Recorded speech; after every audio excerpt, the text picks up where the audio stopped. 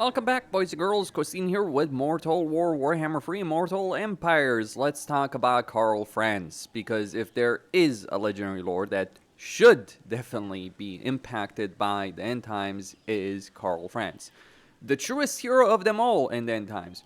While the rest of the world, Ulthuan, Nagaron, Lustria, and other places were burning to ground, Karl was trying to keep everything together on his own, essentially, with very little support from everyone else, because the dwarves were doing dwarven things. Bretonia was Bretonia. I suppose that's the best way of describing Bretonia in the shit show that was the end times, and Ulthuan was busy.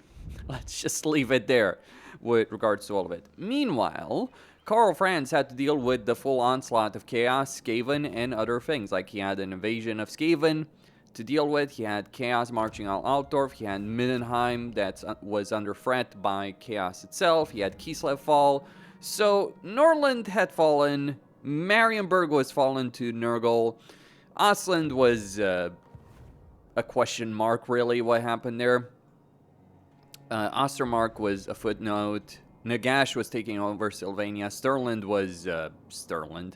And Talabayam was irrelevant. So essentially, it really fell down to Karl Franz to try and hold everything together in that darkest of times. And he did so quite well. Whether or not Sigmar possessed his body after he quote-unquote died at Altdorf, that's a different discussion. I think when you consider the situation of Altdorf, my personal read on that lore bit is that you had Valten, who was Sigmar, returned. Meanwhile, Karl inherited his power. So Valten was incomplete, really, in the end times, and without Galmaraz especially.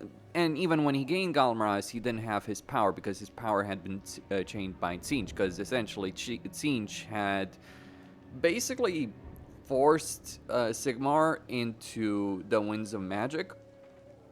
I believe, I'm not sure which wind it was, but when Valten returned, when Sigmar returned as Valten, he didn't have his full potential available to him yet.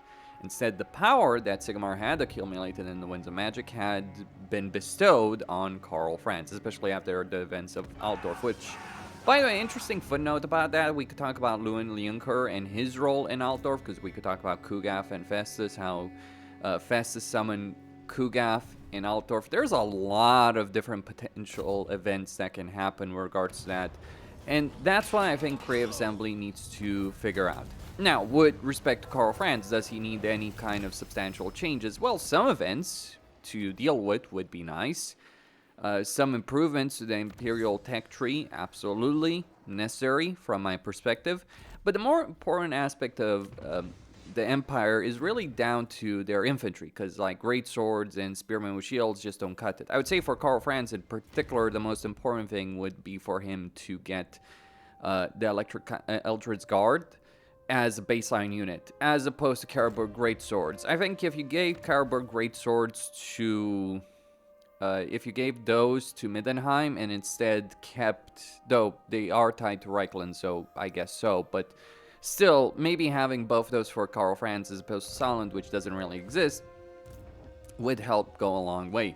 Because if you look at Karl's skill line, he is really good with respect to leading those kind of units, or he gets more of those units than everyone else. Like, yes, he's focused on great swords and Reichsguard, but he really should be, in general, focused on Electrocon State Troopers. He does have benefits to them, undeniably so. So he has Emperor of Men as a skill line available, and I think Leader of Men, yes, Leader of Men is also a very valid skill line, but some changes should be in order for Karl to really reach his full potential, because as it currently stands, he's not really at that stage.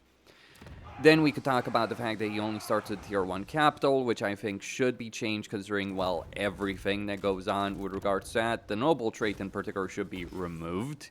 All things considered, like start Karl Franz to the Tier 2, even Tier 3 Capital, but have him actually have to, you know, fight for it, have to struggle for it, have a genuine, real, hard encounter on that subject, and I think his campaign would end up being better. I wonder if there is a mod that allows Electric Count State Troopers to be available for everyone. I'm sure there is, but I mean, you look at Elspeth and Elt, they have Electric Count State Troopers for research, for money. I think it's a bit ridiculous that Karl Franz, who is all about State Troopers and buffing State Troopers, doesn't, and that is kind of a shame. Maybe an old world campaign as Karl Franz would be quite suitable at this particular juncture. We don't know exactly what Creative Assembly is going to change, but my guesswork on the subject is they are going to add Valten in the end times, and if they're going to add Valten, then that will definitely require changes to Karl Franz. But again, that depends on what Creative Assembly is going to do for the end times DLC, and we just don't know all that much. Like, we know this. They're going to do Neferata as a free lord, and then they're going to have, what, 4 more? 3 more? I mean, Nagash is going to be one of them. Valten is definitely going to be one of them. Boris, maybe? I don't know, really. I mean, I suppose it would make sense. They have 2 undead lords, and then they have Valten, maybe Boris Thoughtbringer as a playable one, though kind of curious as to how that would unfold. But yeah, I think Valten should definitely be part of it, like Tankwol, definitely. Glotkin, I mean, the leaks that I've seen on this subject months ago, over a year ago, suggested they would do Tankwol, Glotkin, Valten, and Nagash, and Neferata, of course. Well, Neferata they originally planned to do separately, then they folded her into the End Times DLC because they figured, well, if we're gonna do Neferata, might as well tag her to the big undead pack that we're going to do with that. And that makes sense, a lot of sense, as far as I see it. But I think, here's what I believe. With regards to End Times, it's all well and good for Creative Assembly to do multiple End Times DLCs, but it is my personal perspective on the subject that while that could work, if they were to do a big expansion with lots of factions being affected, and, you know, free updates, not really just paid ones, because CA has an incentive structure that they've created right now to do so.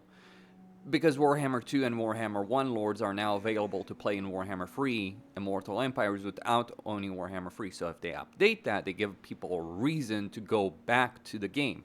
And that's kind of a sneaky little incentive structure. I'm sure the marketing team was actually pretty good on that level. Or the people who made those decisions were pretty on the ball on that level. They weren't so on the ball with the Tiger Warriors, I can tell you that much, based on everything I've seen with regards to that DLC, but they had a brilliant idea with regards to how the End Times could unfold. Multiple packs, potentially. Here's the flip side of that. I get the idea behind the marketing strategy of it, Creative Assembly, but I'm going to say it bluntly.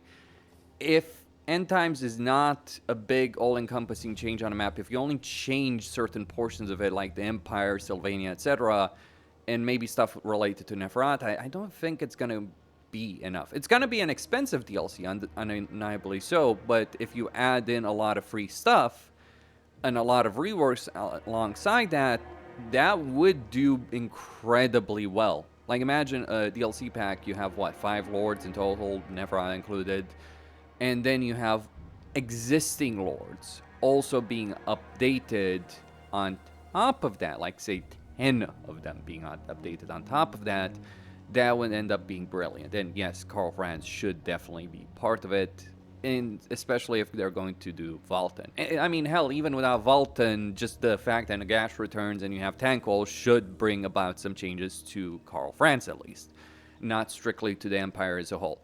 But that is a very ambitious project. I guess we'll find out if Creative Assembly is ambitious or not. And I think Creative Assembly has always done best when they have been ambitious. Like, you look at Warhammer 1's release, right? Because we're talking about Karl Franz. You look at Warhammer 1's release, it was very ambitious for them to go to 64-bit, to go to the setting, to have flying units, monstrous units, magic, etc. Single entities. Warhammer 1 fundamentally changed the whole war in a very, very good way. And maybe Lords of the End Times could be a template for what they could do with content going in the future. That's all I had to say. Costin signing out.